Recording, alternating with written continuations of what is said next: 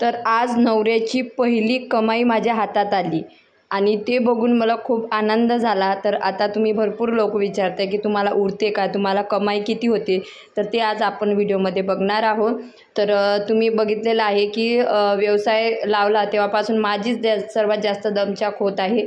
आणि एक जण शॉपवर असला तरी एक जण लस्सी करून देणे, ते घेऊन जाणे, तिथं पोहोचून देणे याला सुद्धा लागतो। तर दुपारी मी घरी गेली होती आणि घरी गेल्यानंतर मग संध्याकाळी मी लस्सी बनवून ठेवली। त्याच्यानंतर काय बोलतात तर स्वयंपाक केला। स्वयंपाक केल्यानंतर मी मुलांना जेवण दिलं, स्वराला जेवण दिलं, स्वराजला जेवण दिलं आणि त्याच्यानंतर मी संध्याकाळी शॉप बंद करायसाठी गणेशजीकडे गेलेली होती। तर रात्रीचे 10 वाजल्यानंतर आमच्याकडे पोलिसांची गाडी फिरते आणि कोणतंच शॉप ते म्हणजे चालू देऊ देत नाही। सर्वच शॉप 10ला म्हणजे 10ला करेक्ट बंद झालीच पाहिजे।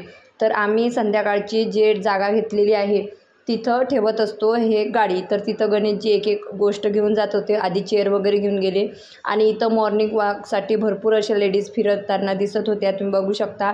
हा आहे अकोला नाका, एकदम अकोला नाक्याला जिथं म्हणजे बस वगैरे थांबतात ना, एक्झॅक्ट तिथंच आम्ही गाडी उभी केलेली आहे। कारण इथं व्यवसायात खूप छान प्रॉफिट झाला आणि डेलीला आमची 10 लिटर लस्सी विकल्या जाते। म्हणजे डेली मी 10 लिटर लस्सी करते तर 10 लिटर लस्सी आमची विकल्या जाते। तर आणि कंटिन्यू लस्सी करत बसावं लागते, एवढं सोपी नाही आहे। तर इथं शॉप बंद करताना गणेशजीचा एक मित्र भेटला, तर तो गणेशजीसोबत बोलत होता। सर्व म्हणजे दही वगैरे आणून, दही साखर। तर आता इथं सुरू आहे, बघू शकता। असा यांना वेळ होतो, मग मी भांडतो की तुम्ही का बरं वेळ करता, म्हणून मग त्यानं म्हटलं की तू एक वेळा ये पाहायला।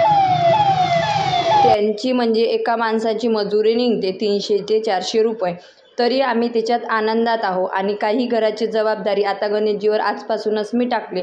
मी त्यांना सांगून दिलेलं होतं की आता दूध आणि त्याच्यानंतर काय म्हणतात तर भाजीपाला हे तुम्हीच आणायचा डेलीला। म्हणजे दूध आमचं रोजचं दूध 60 रुपयाचं होते, कारण 1 ते 1 लिटर दूध लागतं तर, आणि त्याच्यानंतर भाजीपाला। तर ही जी जागा आहे ना, या जागेवर आम्हाला भरती टाकायची आहे आणि नेट बांधायचं आहे आणि छानसं आम्हाला असं हे गाडी ठेवायसाठी जागा करायची आहे, कारण ती जागा त्या दादांनी आम्हाला दिलेली आहे। आणि त्याच्यामुळे आता ते दुकान पण आम्हाला तयार करावं लागणार आहे।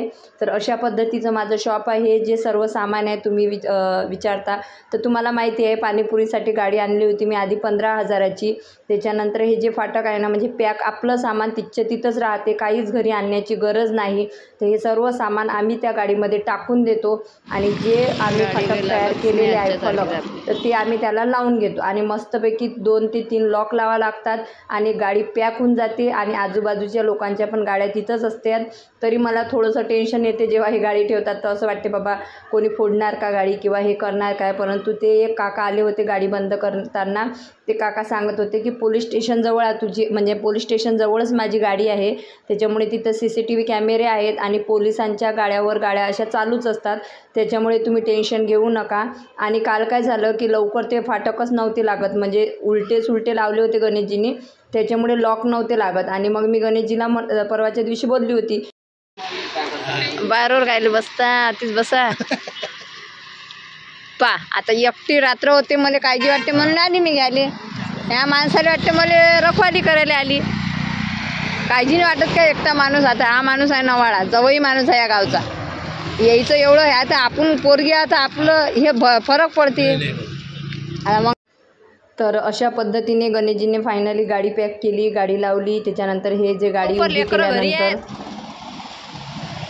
आपण बाहेर आहे ना, घरी लेकर आहे तर गाडी घ्या लागते गणेशजी एक आपल्याला, घ्या लागते आहे ना बैल गोळाले। आता दुधाचे बंद झालं असेल, तुम्हाला म्हटलं दूध घेऊन या पहिले तर ते गेलतो ना। सारी दुनिया का बोझ हम उठाते हैं, सारी दुनिया का बोझ हम उठाते हैं। ते कोणतं गाणं आहे गणेशजी? सुनसान सड़कों पर जिसे लोग, कोणता आहे म्हणा, तर अशा पद्धतीने उशीर होतो गणेशजीला यायला की गाडी पॅक केल्यानंतर सर्व सामान गाडीत टाकावं लागते, त्याच्यानंतर व्यवस्थितरित्या फाटक लावा लागते, लॉक लावा लागते, नंतर ते गाडी त्या खोपड्यात ठेवा लागते, त्याच्यानंतर चांगले बांबू लाकडाने बाहेरचं जे गेट आहे ते लावून घ्यावं लागते आणि त्याच्यानंतर गणेशजी घरी येतात. तर आम्ही दोघं पण काल गाडीवर होतो आणि साधारणतः 11 वाजले होते. स्वरा आणि स्वराज दोघेसुद्धा घरी होते, पण माझा भाऊ त्यांच्यासोबत बसलेला होता, तुम्ही बघू शकता. आणि आम्ही आल्यानंतर स्वराजला किती आनंद झाला की बापरे, तो म्हणजे असा बघतच होता की अरे बापरे, माझे मम्मी पप्पा फायनली आलेले आहेत.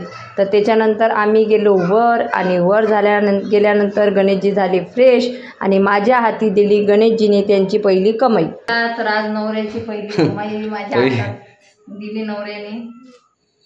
बघूया, याच्यातलं सगळं माया आहे ना, सगळं म्हणजे तंबाखू पुण्याने येत आहे. नाही मग तंबाखू बियाचा हा माया झाला, बरोबर ना मित्रांनो.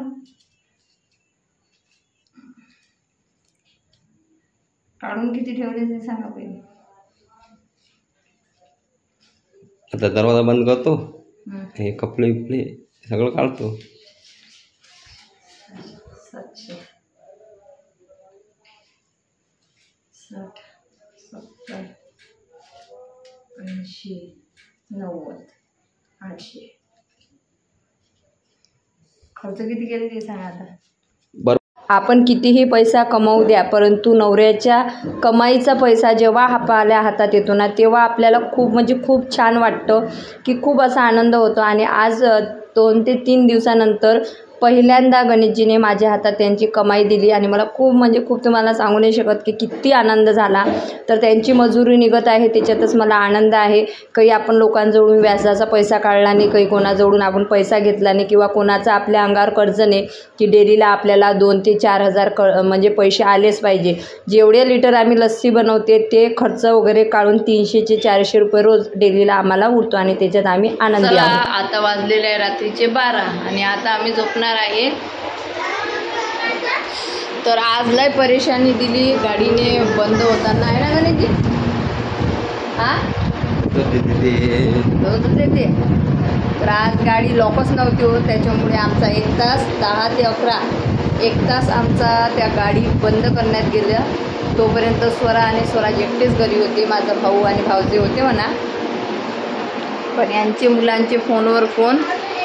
बरं झालं मी गेली गणेशजीला आणायला, गाडी वगैरे लॉक वगैरे करू लागली मी त्यांना आणि नंतर आम्ही घरी आलो, नंतर जेवण केलं आणि आता झोपत आहे. रात्रीचे 12 वाजलेले आहेत. ओके, तर ब्लॉग आवडल्यास लाईक करा, कमेंट करा आणि शेअर सबस्क्राईब करा. भेटूया उद्याच्या नवीन ब्लॉगमध्ये. तोपर्यंत बाय बाय सर्वांना. श्री स्वामी समर्थ.